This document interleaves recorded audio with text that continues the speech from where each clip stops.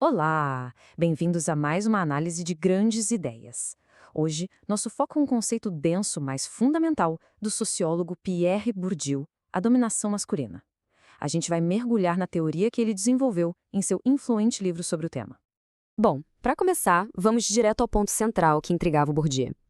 É quase um quebra-cabeça, algo que ele mesmo se perguntava e que chamou de paradoxo da doxa.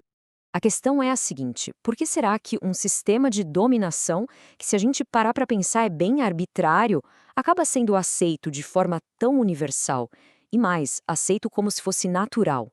Ele olhava para o mundo e via que a divisão entre homens e mulheres, por exemplo, passava batido, sem muito questionamento. Parecia que as coisas eram assim e pronto. E ele queria ir fundo para entender o porquê disso. E a resposta que ele encontrou é bem radical. Ele propõe que a gente mude o foco. Sabe, deixar de pensar só na força física, na violência explícita, para olhar para uma forma de poder muito mais sutil e profunda. É aqui que entra o conceito de violência simbólica. O ponto-chave, pessoal, é que esse poder não vem do cano de uma arma, não é a polícia batendo na porta. Não. É um poder que atua antes disso. Ele molda a nossa cabeça, a forma como a gente enxerga a realidade. E com isso, as estruturas de poder e dominação começam a parecer, inevitáveis, como se sempre tivessem sido assim. E olha só como o próprio Bourdieu descreve isso.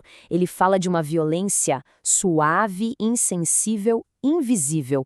Suave é um termo forte, né? Porque ela não machuca o corpo, mas ela se exerce de um jeito simbólico, pela comunicação, pelo conhecimento. Ela está no nosso dia a dia, na forma como a gente se comunica.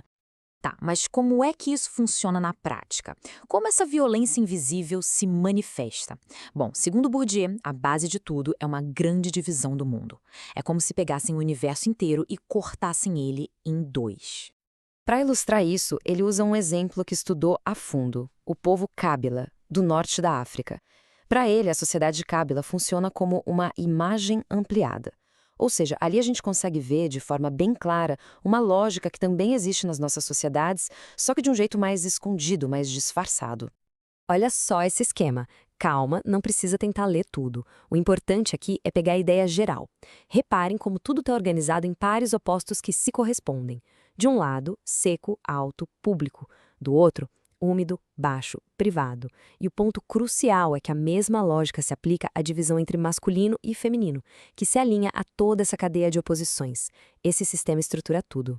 Então, ao alinhar a divisão masculino-feminino com todos esses outros pares que parecem naturais, a distinção social entre os gêneros começa a ser vista como igualmente fundamental, inevitável. É aí que o social se torna naturalizado, a gente para de questionar.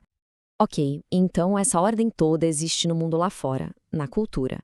Mas a grande sacada do Bourdieu é mostrar como essa ordem sai do mundo e entra na gente. Como ela vira parte da nossa mente e, o mais importante, do nosso próprio corpo. E o conceito para isso é o hábitos. Pensa no hábitos como se fosse o sistema operacional que roda na nossa cabeça e no nosso corpo, sabe?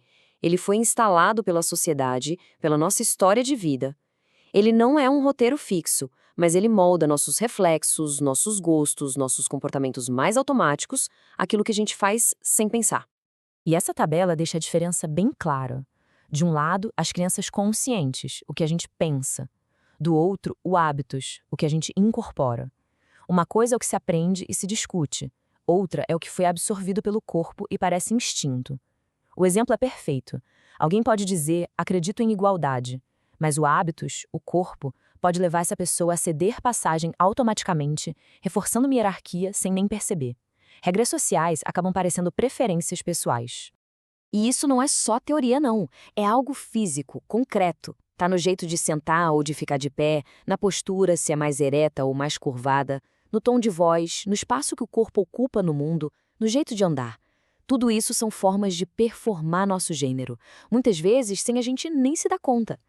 Beleza, então agora a gente consegue juntar todas as peças do quebra-cabeça e entender como esse sistema todo, baseado na violência simbólica, se mantém funcionando, se reproduzindo geração após geração.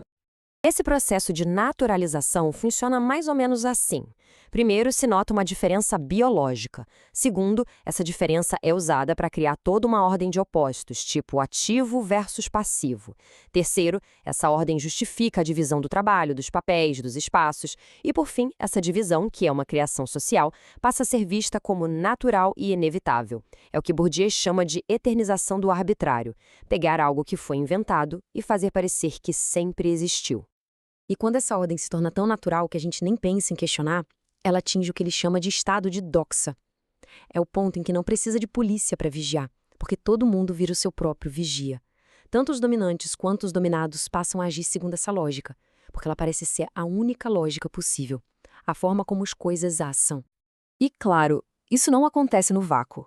As grandes instituições da sociedade têm um papel fundamental nisso tudo.